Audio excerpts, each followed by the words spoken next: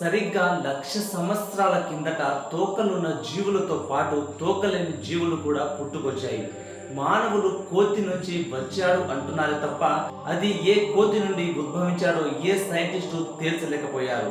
కోతులలో చాలా రకాలు ఉన్నాయి. చింపాంజీ, గోరిల్లా, ఓరంగుటన్, బొనోబో, గిబ్బస్, స్మాల్ మంకీస్ ఇవన్నీ కోతి జాతికి సంబంధించిన జీవులే. కాలాలు మారే కొద్దీ వీటి డిఎన్ఏలో మార్పులు వచ్చి జన్యు లోపం వల్ల ఇన్ని రకాలైన జీవులు రూపాంతరం చెందాయి.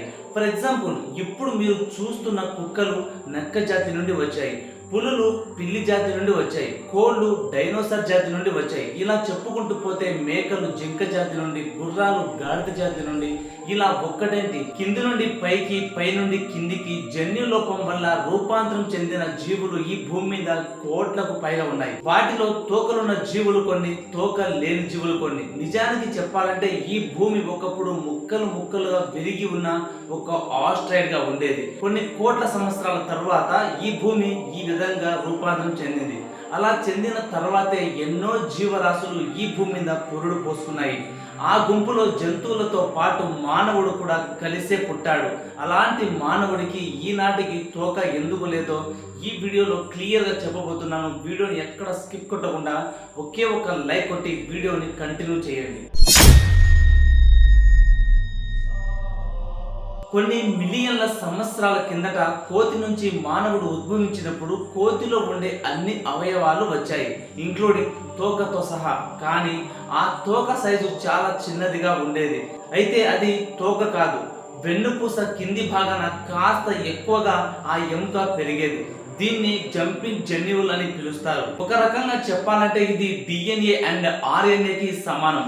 ఈ ఆర్ఎన్ఏ అనేది డిఎన్ఏని తిరిగి మార్చగలదు. ఇలా జంపింగ్ జన్యువుల్ ప్రాసెస్ నుంచి ట్రాన్స్ఫర్జబుల్ ఎలిమెంట్స్ ని మెరుగుపరిచాయి. కానీ ఇక్కడ షాకింగ్ న్యూస్ ఏమిటంటే ఇప్పటికీ తల్లి గర్భంలో పిండం అభివృద్ధి చెందేటప్పుడు ఆ పిండానికి తోక కూడా ఉంటుందట. ఇది ప్రెగ్నెన్సీ స్టార్ట్ అయిన 5 నుండి 6వ వారం వరకు మాత్రమే కనిపిస్తుందట. అయితే పిండం 8వ వారంలో దాని తోక సాధారణంగానే కరిగిపోతుందట. దీన్ని బట్టి మనం గర్భంలో ఉన్నప్పుడు 5 వారాల వరకు మనకు తోక ఉన్నట్టు బయటపడింది. అయితే మునపటి చెప్పిన దాని ప్రకారంగా డిఎన్ఏ అండ్ అలాగే ఆర్ఎన్ఏ ప్రాసెస్ ఎలా అవుతుందో దానికి ముందు టీబీఎక్స్టీ జన్యు ప్రచురి అనే ప్రోటీన్లు తయారవుతాయి. టీ బ్యాగ్స్ ప్రోటీన్లు అని పిలువబడే ప్రోటీన్ల పిండం అభివృద్ధి సమయంలో కీలక పాత్ర పోషిస్తుంది. ఈ చర్య ఆధారంగా టీ బ్యాగ్స్ ప్రోటీన్లు ట్రాన్స్క్రిప్షన్ కారకాలు అంటారు.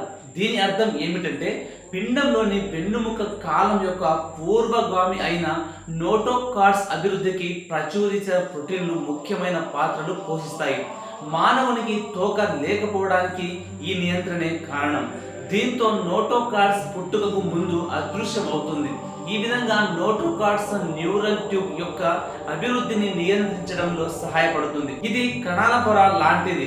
ఈ పొర చివరికి మెదడు మరియు వెన్నుపూసలోకి అభివృద్ధి చెందుతుంది. ఈ విధంగా జంతువులలో బ్యాలెన్స్, లోకోమోషన్ మరియు కమ్యూనికేషన్ వంటి అనేక రకాల విధులను తోకలు ప్రదర్శిస్తాయి. అయితే 25 మిలియన్ల సంవత్సరాల క్రితం మన పూర్వీకులకు తోక బదులు వెన్నుముక కింది భాగాన ఎముక కాస్త పొడవుగా ఉండేదని మన పురాణాలు ఇప్పటికీ చెబుతున్నాయి. కాలక్రమేణా యుగాలు మారే కొద్దీ ఆ వెన్నుపూస ఎముక కాస్త తగ్గుముఖం పట్టింది. అది ఎలా అంటే ఒక సాధారణ జంతువు 4 కాళ్ళ మీద నడిచే స్వభావం ఉన్నప్పటికీ తోకకు ఎలాంటి ప్రమాదము జరిగేది కాదట.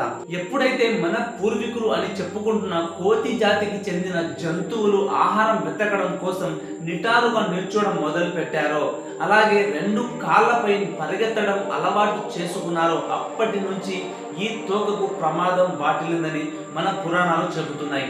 దీనికి తోడు జన్యు లోపంలో డిఎన్ఏ అండ్ ఆర్ఎన్ఏ అలాగే టీబీఎక్స్టీలో మార్పులు రావడం మొదలయ్యాయి. ఇలా మానవులకు తోక రాకపోవడానికి చాలా బలమైన కారణాలే ఉన్నాయి. కానీ ఇప్పటికీ తల్లి గర్భంలో 5 వారాల వరకు తోక పెరిగి 8వ వారానికి కరిగిపోతుందంటే ఇది ఒక మిరాకిల్ అనే చెప్పాలి. కానీ కొన్ని చోట్ల రేర్ కేసులలో ఇలా తోకతో సహా మానవులు పుడుతుంటారు. ఇది చాలా రేర్ గా జరుగుతుంటాయి. దీన్ని వెస్టిజియల్ టైల్ అంటారు.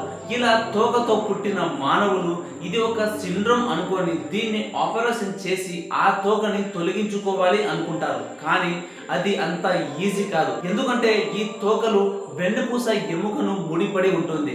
ఒకవేళ ఆపరేషన్ చేసిన తరువాత ఈ పూర్తి వెన్నుముక్కకు అంతరాయం కలిగించే ఛాన్స్ ఉంటుందంటున్నారు శాస్త్రవేత్తలు.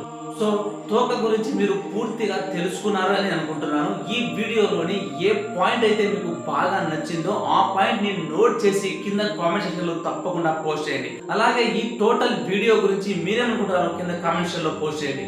ఈ ఇన్ఫర్మేషన్ ని గ్యాదర్ చేయడానికి నాకు 2 days టైం పట్టింది. కానీ మీకు లైక్ కొట్టడానికి మాత్రం 1 second కూడా పట్టదు. సో లైక్ కొట్టండి. ఫైనల్ గా చెప్పొచ్చేది ఏంటంటే ఈ వీడియోలో ఇన్ఫర్మేషన్ అంతే ఫ్రెండ్స్.